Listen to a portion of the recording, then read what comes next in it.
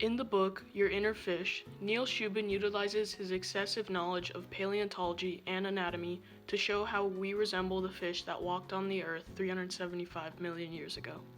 Shubin writes 10 elaborate chapters, each one with a different point of view and examples of connecting us to our ancestors. In the book, Shubin describes how in 2006 he went on an Antarctic fossil searching mission and discovered a new creature which he named Tiktaalik. The special thing about Tiktaalik is that it was one of the first animals to wobble on land, evident by the primitive fins that begin to have the one bone, two bone, lots of blobs digit pattern.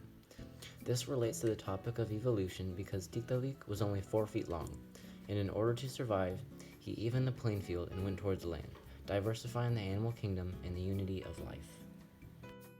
The author also touches on how our very distant ancestors were able to survive in their harsh environment. He says that animals like Tiktaalik had two options: increase their defense against bigger animals or flee.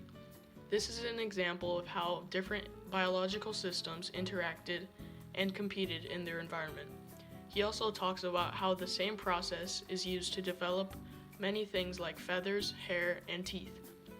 All these came about from an interaction between the complex properties of the two layers of skin cells. For teeth specifically, 2 layers fold to make new tissue, and a certain sub-process is used to make enamel and pulp that are found in teeth. Shubin begins chapter 9 by storytelling his once-in-a-lifetime opportunity to look at the perfectly preserved eyes of a 150-million-year-old salamander that a Chinese collector found.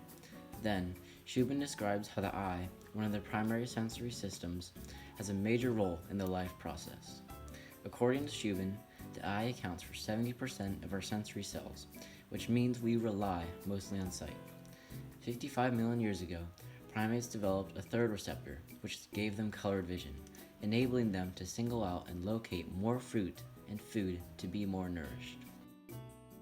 Our favorite part of the book was when Dr. Shubin began to talk about the genetic modifications and experiments that he was able to explain and elaborate on.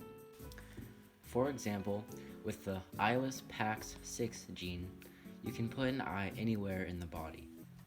All of the genetic research is really just mind-blowing for us, and we understand why it can be such a controversial study and such a good movie topic.